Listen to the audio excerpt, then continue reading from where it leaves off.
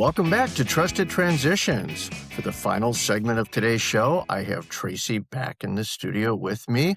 Good morning, Tracey. Good morning, Mike. We decided to address a vital topic today, crisis mode, and how we can avoid it as we age. Tracey, what is crisis mode anyway? Yeah, Mike, crisis mode is usually a sudden, overwhelming stress in a senior's life that makes them unable to take care of themselves. And usually it's triggered by a fall, but it can also be triggered by a chronic issue that kind of finally hits its tipping point. Maybe you have a bad back or bad knees and you're kind of limping along, but then suddenly that day comes where you just can't get up those stairs to the bedroom or the bathroom anymore.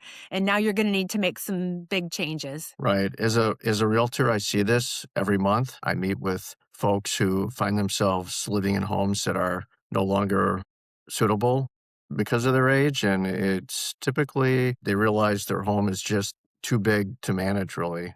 It's usually that colonial style home, that traditional colonial, that's 3 or 4 bedrooms, and all the bedrooms are upstairs. And when the kids were living at home, that house worked great for them.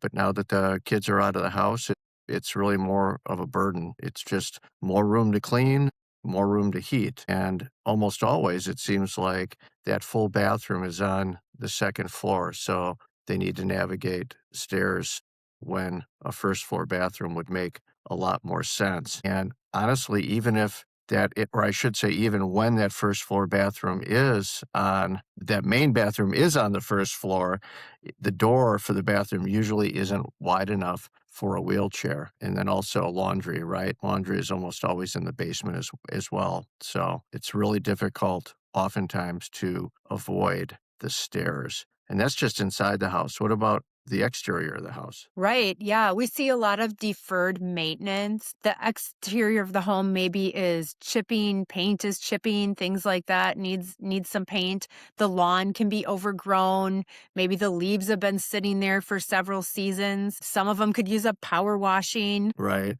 And even when our clients had the financial means to pay someone to take care of these things, it seems like navigating the driveway every day to get the mail and garbage Right. cans makes things usually unmanageable regardless. Yeah, right. The goal really is to prevent the fall, and that's both inside and outside of the home. So, we're going to talk about some of the essential steps for preparing for aging with confidence. And the first step to preventing a crisis mode is to evaluate whether your house is safe to age in. And if not, maybe you need to look for a different home that would be safe to age in. And this is something that Mike and I can help you to determine. If making a move is the best decision, then we can provide you with several recommendations. We can arrange for you to visit some really nice stairless ranch condominiums, such as Cornerstone Development, or maybe you want to ensure that you never have to move again. You're done moving. So then you might want to go to a community such as Tudor Oaks, where you can age in place, everything from independent living to skilled nursing care if you'd ever need that. So, Right. Mike, what's the second step?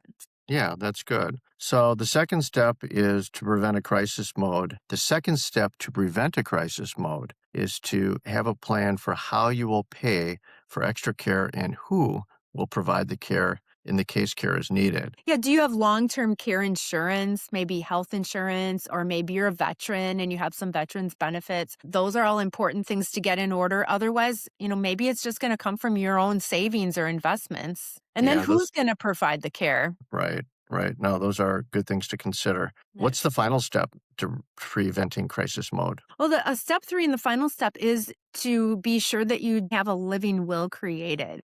Yeah, you're not going to want to leave these things up to your family, when there's emotions involved or when it's a very stressful crisis moment, let's say. So, we're not going to give you any legal advice here because we're not attorneys, but we would advise you to speak to an attorney that specializes in senior law, like Michelle Fitzgerald, who we trust and we feature on the show. It's really important to have that power of attorney that you designate, and it needs to be a person that you trust because you're going to have that person potentially manage your financial, legal, and possibly your medical matters if you're unable to really anything. But usually it's like a dementia or an Alzheimer's situation. And it's Right. also important to have that living will written. A living will outline your preferences for medical treatment, what you're willing to have and what which you do not want to have done maybe in your last days if you become terminally ill. So you really need to check in with those senior law specialists to get that paperwork in order early. So it's really never too soon to get that ready